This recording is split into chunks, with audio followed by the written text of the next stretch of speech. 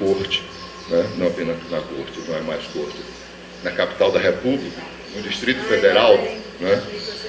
Mas é mais além do que isso, né? Vai mais além nas províncias, ou nos estados, desculpem, né? Nos estados. Essa mobilização se dá. E mostram também, muito veementemente, a ideologia de um Brasil mestiço, do brasileiro com um povo mestiço. É algo que a gente encontra nos anos 10, 15, 20, certo? De uma maneira muito forte, inclusive por intelectuais insuspeitados, como Olavo Bilac. Parece fugir um pouco da nossa ideia do que a República era velha. Não é exatamente assim. Não é? A mobilização em torno, né, e a criação desse sentimento nacional, certo?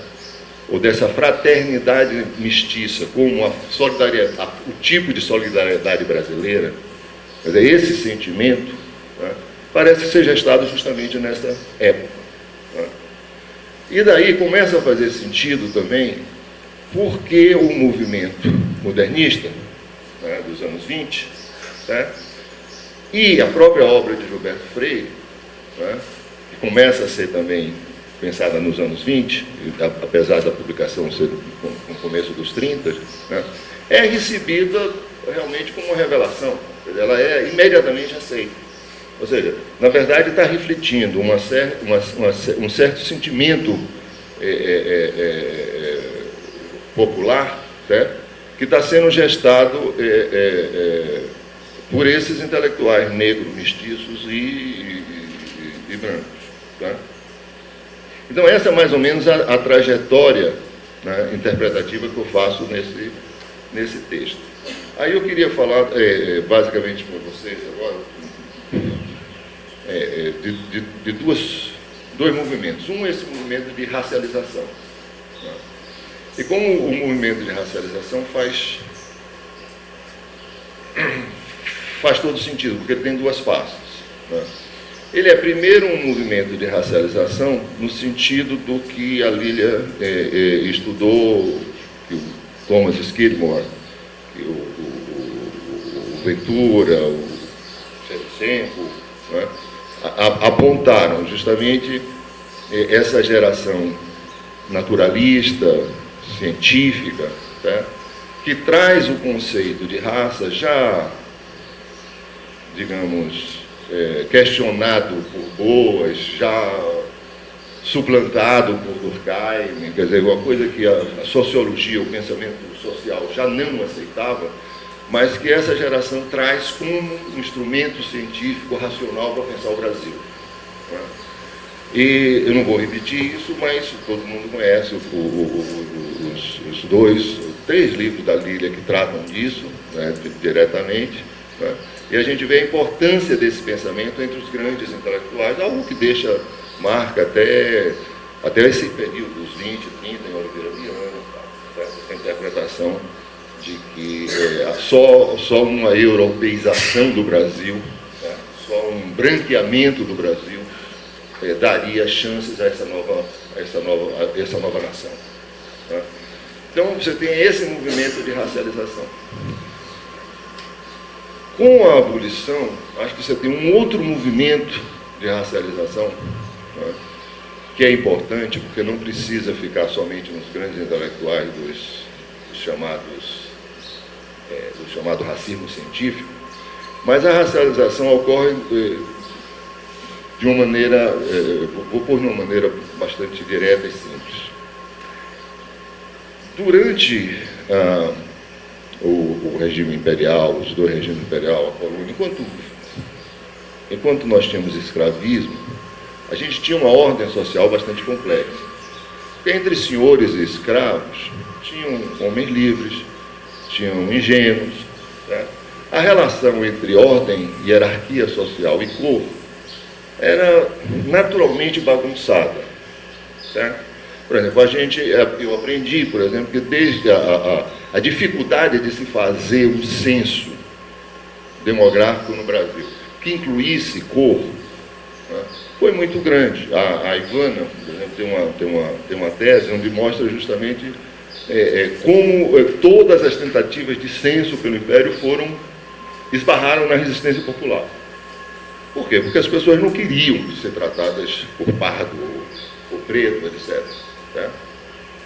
O medo da escravização, ou seja, quem vai fazer o censo, quem vai dizer a minha cor, e, portanto, a confusão que vai criar em termos... Ou seja, se você tem um regime que tem uma racionalidade, que é o regime escravocrata, em que a sua posição social está dada pelo seu nascimento, pelo ventre de onde você vem, não por sua cor. Certo? Quer dizer, a quantidade de pardos, de diversos matizes, né, integrado na estrutura burocrática do Estado brasileiro, do Império Brasileiro, né, dos intelectuais negros, não preciso falar, mas vem logo à mente os Rebouças, o próprio Machado, certo? Ou seja, cor não é algo que se sobrepunha diretamente à hierarquia social do regime escravista. Certo? Com a abolição, vai dar início um processo de racialização que significa algo, né, que passa a ser um senso comum. Todos os negros, pretos, pardos, etc., passam a ter uma origem escrava. A estigmatização pode não ser feita pelas teorias de raça moderna, mas é feita pela estigmatização da escravidão. Tá? Então, é um senso comum. Se você tem cor no Brasil, certo? Você tem antepassados escravos. Tá? Algo que, durante a escravidão, não era exatamente, era uma coisa sem sentido.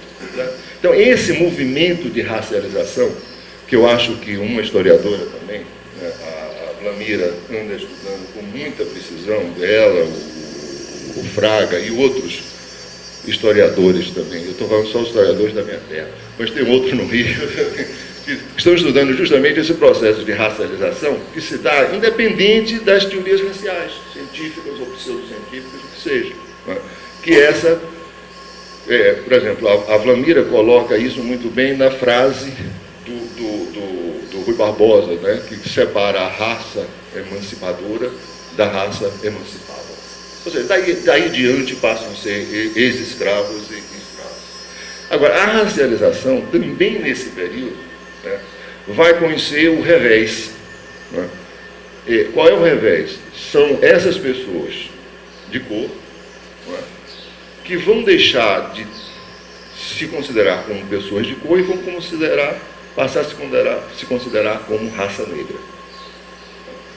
E essa racialização, digamos, não a racialização pelos outros, mas a racialização de si, ou seja, quando você racializa para reivindicar, são dois movimentos de racialização diferentes, tá certo?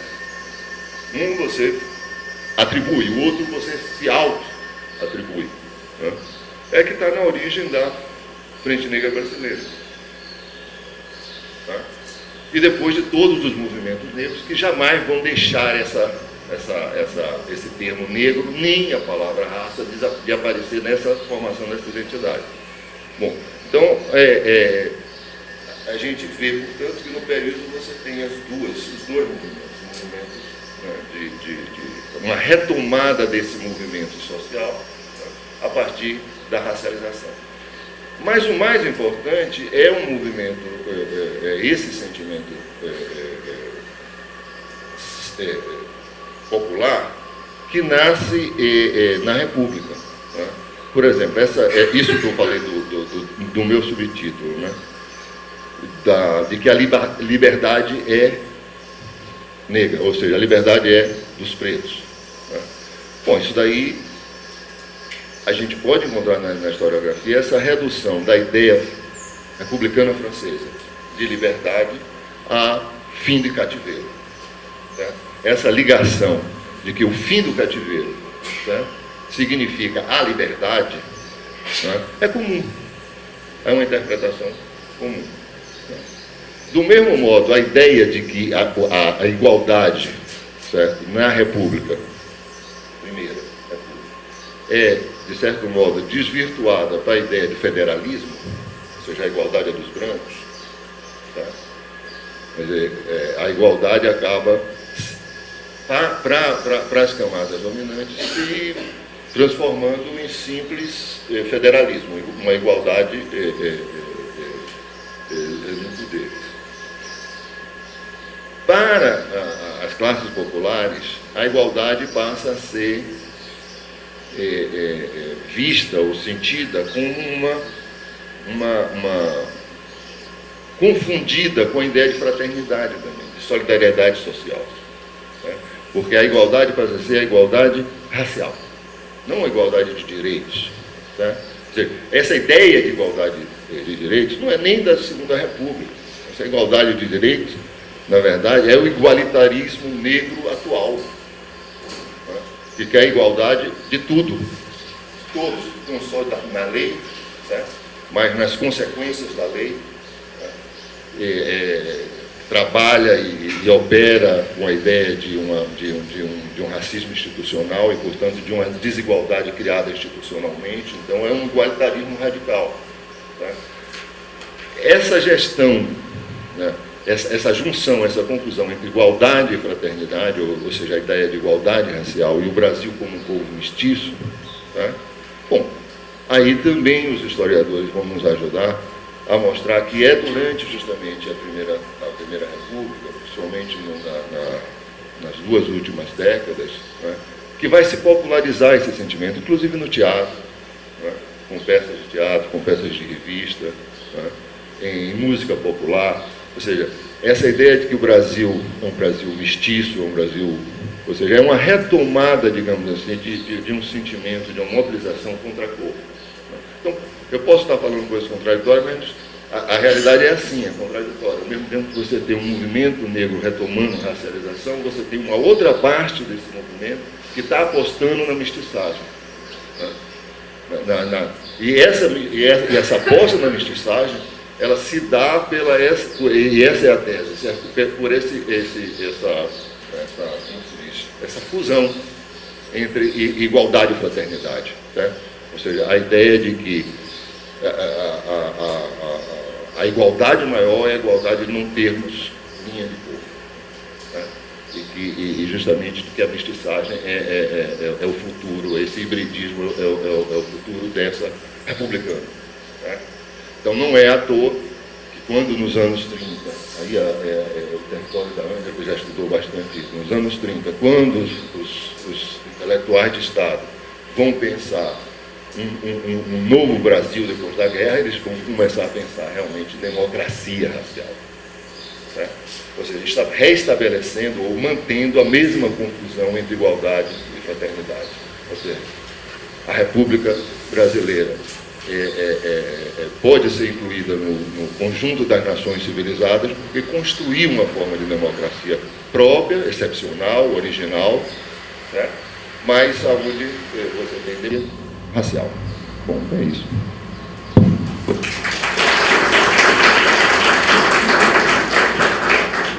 Queria muito agradecer a Lili pelo convite, estar presente nessa mesa, de revisitação da Primeira República, e também pela oportunidade de estar aqui entre amigos muito queridos, além de colegas que têm meu respeito intelectual e restrito. Nós somos amigos muito queridos também. E quando eu vi o título, quer dizer, que a Lili propôs, como ela mesma disse, uma provocação, a República que não era tão velha, a primeira coisa que me ocorreu é que isso é um convite para que nós pensemos sobre o tempo. Né? E, automaticamente, isso pôs como pergunta possível a seguinte: até que ponto a nova é tão nova assim? Né? Se a velha não é tão velha, né? E se essa pergunta ela tem alguma inteligibilidade, ela automaticamente enseja outra pergunta, mesmo que seja para explorar e refutar, mas põe a pergunta como possibilidade a respeito da novidade da nova República. É nesse sentido que eu acho que é um convite para que falemos do tempo ou dos tempos. Né? Quer dizer, há muitos tempos largos, tempos imemoriais, tempos médios, tempos instantâneos, tempos que se precipitam na dimensão instantânea da vida. E sempre que falamos dos acontecimentos, nós somos sempre portadores de uma teoria dos eventos, consciente ou inconscientemente. Quando falamos dos eventos, temos que ter, em primeiro lugar, critérios para determinar o que cabe na categoria evento, o que é eventual, no sentido mesmo de classificável pelo termo evento, e temos também uma maneira instintiva ou mais reflexiva, depende do caso, de estabelecer fronteiras, bordas temporais, né, que delimitam o que cabe nos nossos eventos e o que não cabe, o que interessa e o que não interessa. A análise política, do modo geral, para falar de uma disciplina da qual eu venho, né, ela é muito marcada por uma perspectiva de tempo instantâneo, né, ou seja, uma certa compulsão a tomar um instantâneo como um lugar singular, o lugar do acontecimento singular, que detém em si mesmo tudo o que é necessário para que ele possa ser elucidado. O conjunturalismo, e retomo aqui um pouco alguns argumentos que apareceram na sessão de ontem sobre conjuntura, o conjunturalismo e já vai ficar claro a relação que isso tem com o convite a falar do tempo, né? Se é que já não está começando a ficar claro. O conjunturalismo ele tem uma certa obsessão pela sincronia. E o convite a pensar a República Velha, como talvez não tão velha assim, eu acho que ela dá oportunidade a que se oponha a isto, uma percepção da ideia de ocasião, o termo ocasião, como sede de precipitações, de feixes de tempo distintos. Um pouco a la Brodel, né? Quer dizer, mas não no sentido de que há tempos distintos de duração longa, mas tempos que se fundem na ocasião, e que se apresentam em cada ocasião. Os tempos mais largos, os tempos imemoriais, os tempos médios, e a precipitação no instante. Gavrilo Príncipe matando o infeliz lá do herdeiro da monarquia prussiana. Esse é o tempo instantâneo. Mas há muitos tempos, né, que convergem, que estão associados nesse tempo instantâneo. É como se nós agarrássemos uma porção de tempo finita e nos orientássemos para ver nesse instante, brutalmente retirado do fluxo das coisas, o trabalho das precipitações do tempo. Tá? Ontem, na mesa sobre conjuntura, eu mencionei o expurgo nas análises políticas, né, sobre as ocasiões, de sensibilidades mais ligadas à tradição da história, à tradição da sociologia e o que a gente poderia chamar de uma maneira vaga de uma perspectiva cultural. E como é que esse expurgo ele tem como corolário, como consequência, uma certa impossibilidade diante dos instantes que nós observamos de fazer algumas perguntas. Para já, uma pergunta clássica: qual é a relação que a política tem com a forma da sociedade? Se nós não somos afetados de alguma maneira por narrativas preocupadas com dimensões sociais mais amplas, essa pergunta é ininteligível. Qual a presença e o rebatimento de tendências de longo e médio prazo no instante que se observa? Que é o ponto que eu quero desenvolver nessa nossa mesa aqui.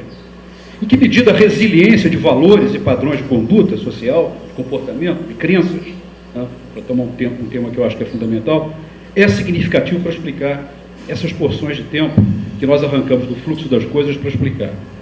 Quer dizer, eu acho que uma teoria da ocasião expurgada dessa sensibilidade, ela está desarmada para lidar com esse caráter multifacetado que qualquer recorte da ocasião apresenta para ele. O fato, do meu ponto de vista, é que nós lidamos mal com a diacronia. Tá? Obcecados pela sincronia, lidamos mal com a diacronia, quer pela obsessão do instante, quer pela opção por lidar com o passado a partir do recorte de sincronias largas. Vamos tratar de períodos do tempo passado. Tá? Abandonamos a sincronia, quer dizer, a imediaticidade, aquilo que é coetâneo, que é imediato. Falamos do passado, mas com frequência trabalhamos com sincronia mais larga, com períodos. Evidentemente que isso é fundamental que se faça, e isso se faz, no caso brasileiro, analisando a produção historiográfica brasileira, no Brasil se faz geralmente com excelente qualidade. A questão toda é que a excelência desses recortes, dessas sincronias largas, desses períodos, ela está ligada à possibilidade que esses recortes nos dão de entrever aquilo que continua, as linhas de continuidade, aquilo que não é específico de um determinado momento, mas sugere, né, antecipa certas coisas que acontecerão em outros momentos, ao mesmo tempo que convida a imaginar linhas de continuidade com relação ao passado. Claro que essa suspeita da continuidade, ela tem um cariz inevitavelmente ensaísta, né? Na verdade, 100 anos, 150 anos, 200 anos de continuidade, mas eu acho que essa sensibilidade ela é fundamental e, do meu ponto de vista, ela é obrigatória quando o tema da Primeira República aparece como alguma coisa sobre a qual nós devemos falar. O meu ponto é o seguinte, quer dizer, com relação à Primeira República. Nós temos uma experiência de marcação do tempo histórico brasileiro como se ele fosse marcado, como se ele fosse dividido em períodos discretos. O passado colonial não explica a organização da sociedade imperial, a sociedade imperial não explica a organização da Primeira República, a Primeira República não ajuda a entender o que aconteceu depois de 30, o que aconteceu entre 30 e 37 não ajuda a entender o que veio depois de 37, e assim por diante. Quer dizer, nós e a Ângela mencionou isso, quer dizer, nós com frequência, claro que há um imenso esforço de desconstrução disso e mostrar que as coisas não são assim, mas, num certo sentido, há uma certa resiliência, há uma dificuldade básica de olhar para a história brasileira e fazer perguntas ligadas à longa duração. Certo? Mesmo quando nós, intelectualmente, estamos convencidos de que os marcos que separam a história brasileira em períodos distintos são marcos artificiais, manifestam relações de poder, implicam estratégias de pesquisa determinadas, etc., etc. Mas é como se a longa duração, certo, fosse alguma coisa que não pudesse ser sustentada nos hábitos protocolares de validação do que nós dizemos. Então, é nesse sentido, quer dizer, do incômodo com a dificuldade de lidar com a longa duração, que eu acho que é interessante pensar algumas questões da Primeira República. Eu não subscrevo a ideia de que nós somos uma poliarquia feliz.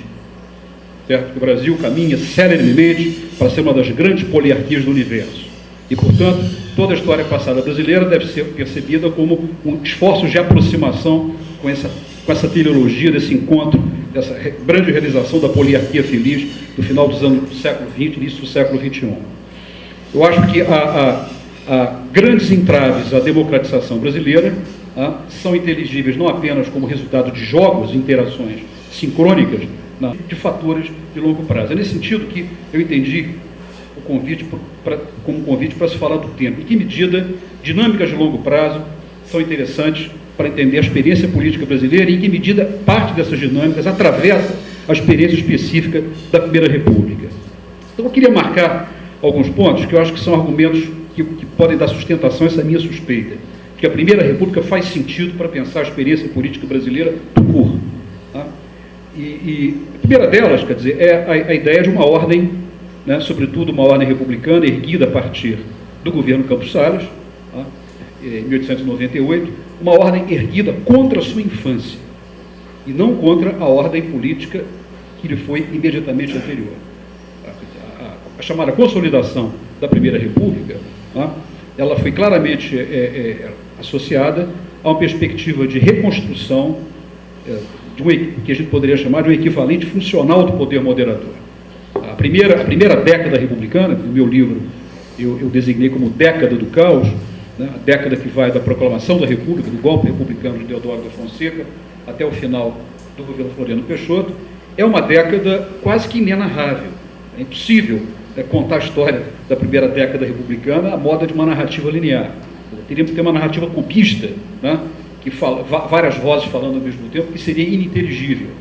É uma década, portanto, avessa a uma certa sistematização. Claro que nós temos recursos, recortes para tentar fazer alguns argumentos, mas, do meu ponto de vista, o que amarra essa experiência da primeira década republicana é muito mais a suspensão dos mecanismos de rotinização política e institucional presentes, sobretudo no segundo reinado, a partir da década de 40, do segundo reinado, e muito menos a emergência de uma forma nova de configuração da experiência brasileira, ainda que a Constituição da República tenha sido produzida menos de 2 anos depois do golpe republicano de 1889, de fevereiro de 91, o golpe, como todos nós sabemos, é de novembro. Mas ainda que a Constituição tenha sido logo feita em 91, a Constituição não produziu efeitos de regularização, de rotinização daquilo que a gente pudesse chamar de um novo regime. O fato é que em 98, ninguém, com o mínimo de sanidade mental, poderia apostar todos os seus recursos na estabilidade da República. Não se tinha percepção de que havia uma república, de alguma coisa consolidada, de alguma coisa dotada de mínimo de estabilidade.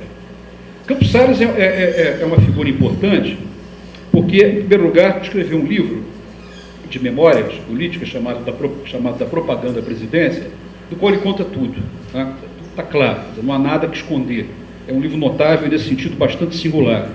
E uma das coisas que aprendemos com Campos Salles, não só pelo que fez, mas pelo que disse a respeito do que faria e fez, é a ideia de que a viabilidade da República dependia da recuperação de mecanismos de integração institucionais presentes no Império. Sobretudo, alguns mecanismos que dizem respeito aos seguintes fatores que não são triviais. Controle sobre as eleições. Controle sobre o resultado das eleições. As eleições são fundamentais desde que os seus resultados sejam absolutamente previsíveis. Segundo, controle sobre a dinâmica legislativa. O legislativo é fundamental em qualquer Estado de Direito, desde que a sua dinâmica seja controlada pelo Poder Executivo ou pelo Poder Moderador, quando for o caso. Controle político do território, ou seja, um regime permanente para lidar com potentados locais. Quer dizer, todo o centralismo imperial, né, se nós pegarmos pela doutrina, né, o centralismo imperial, se pegarmos pela doutrina, nos dá a impressão de que o Brasil, durante décadas, resolveu essa contradição terrível de ter optado por um modelo unitário com um território gigantesco. Resolveu se nós frequentarmos a letra do regime monárquico. No entanto, isso já foi levantado por muita gente, Francisco Iglesias chamou a atenção para isso muitas vezes, Sérgio Buarque de Holanda também. O que havia no Brasil nos anos anteriores à República, portanto, nos anos do segundo reinado, era um federalismo de fato, dada a inviabilidade empírica, material, de qualquer governo unitário de território gigantesco. Iglesias se deu o trabalho de contar para Minas Gerais, que é a pátria da estabilidade política, durante 40 anos ou 45 anos, a presença de 60 governos provinciais. Isso na pátria da estabilidade política. Né? Notável isso. E Sérgio Buarque chega a fazer uma comparação, Ângela, essa é mais desairosa para a gente, comparando a instabilidade do Império como um padrão equivalente à instabilidade republicana das repúblicas co-irmãs da América do Sul. Os caudilhos saíam no tapa, aqui ninguém saía no tapa, mas a instabilidade administrativa era semelhante.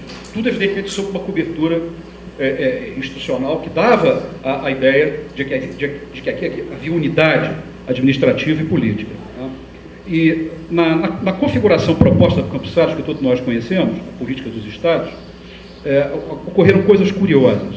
A primeira delas foi a descoberta realista de Campos Salles, né?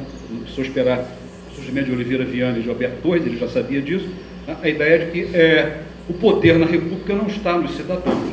Isso é uma bobagem que está escrita no preâmbulo e nos capítulos da Constituição de 91. O poder está nos Estados. Tá? E, portanto, é com eles que nós temos que conversar. Ele chama para conversar.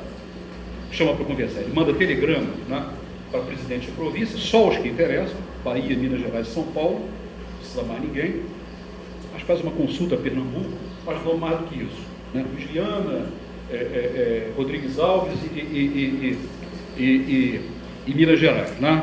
Enfim, um oligarca incauto, amigo de Campos Salles e bem intencionado, sugeriu que eles vão fazer uma grande reunião com todos os chefes republicanos para a gente poder estruturar o país e tal, e Campos Salles sai com uma pérola, que realmente é uma das grandes pérolas do pensamento republicano brasileiro. A pérola é para explicar por que ele não convocou a reunião. Ele diz o seguinte: quem se propõe a consultar a opiniões alheias, sujeita-se naturalmente a modificar as suas. E era isso que eu desejava evitar. Isso é genial. Isso é absolutamente genial. Tá? A gente sabia o que poderia acontecer quando a gente consulta opiniões alheias. Bom, esse lado folclórico, né, é interessante. Sempre esse lado folclórico vem quando a gente fala da Primeira República. Mas o que eu queria chamar a atenção, e acelerando aqui para não estourar o tempo, e a gente poder ouvir a Lili também, nessa nossa conversa, é que o arranjo produzido por Campos Salles é conhecido, não preciso detalhar. A ideia de que o pacto interoligárquico é fundamental para dar estabilidade ao presidente e a sua agenda de governo. Esse pacto interoligárquico garante que os deputados eleitos pelos estados, os principais estados, comparecem ao Congresso, deputados e senadores, comparecem ao Congresso votando na agenda, na pauta do presidente. Em contrapartida, os oligarcas locais ganham leeway, ganham liberdade e restrita para controlar as parcelas da população que estão sob seu controle. Portanto, esse é um ponto interessante, porque a estabilidade que decorre daí é quase automática. É quase automática. Tá? Quer dizer, havia, por exemplo, um temor imenso, já no início da República, de que da possibilidade de intervenções federais nos estados. Com esse arranjo, essa possibilidade desaparece, e é uma troca política fundamental entre chefes locais e o presidente da República, que fica, portanto, com uma maioria segura no Congresso, ao mesmo tempo que os oligarcas estaduais passam a organizar, com poucas exceções, regimes de partido único e enfim, de dominações políticas com larga durabilidade. O que é interessante é que essa agenda particularista, que dá, portanto, ampla liberdade de ação para elites predatórias e oligárquicas, é uma condição para que uma outra agenda de natureza altruística, universalista, pudesse passar. Quer dizer, eu quero chamar a atenção para o seguinte: aqui é uma teoria da presidência da República que é permanente na tradição republicana brasileira. O Brasil não é governável sem um atraso. Houve um presidente recente que disse isso, certo? Talvez um dos mais iluminados. Tá? O Brasil só é governado se o atraso de alguma maneira for convocado. Quer dizer, a ideia que aparece no Campos Salles é a seguinte: é a composição oligárquica na distribuição dos recursos fundamentais do poder, ao mesmo tempo que o presidente aparece como alguém movido por uma agenda puramente administrativa, e aqui há uma sombra imensa do Visconde do Uruguai, a precedência do direito administrativo sobre a razão política, e essa agenda administrativa, eu não tenho tempo aqui para detalhar, mas ela estava ligada à renegociação da dívida, estava ligada à insolvência do país, estava ligada à organização das estruturas de poder político, com bases minimamente racionais. É como se o presidente tivesse que ficar insulado de pressões indevidas, em contrapartida dando passagem ao que Azevedo Amaral, mais tarde, brilhantemente vai designar como uma política obsoleta. O ponto, quer dizer, acelerando para concluir, é que aquilo que nós chamamos de crise do regime, ela é uma crise que, em grande medida, pode ser entendida como um conflito entre atores que operavam nessas duas gramáticas. Atores predatórios, cuja ação era autorizada pelo modelo, quer dizer, o modelo precisava da presença de atores predatórios, oligarcas locais, e atores que operavam na lógica altruística, na lógica administrativa. Pensavam o país em termos de administração, ou tal como o Campos Salles dizia, fora das paixões partidárias. Há um ensaio interessante de Azevedo Amaral nos anos 20, final dos anos 20, e outros ensaios também nessa altura, que mostram como é que a política paulista, em grande medida, ela, sobretudo a partir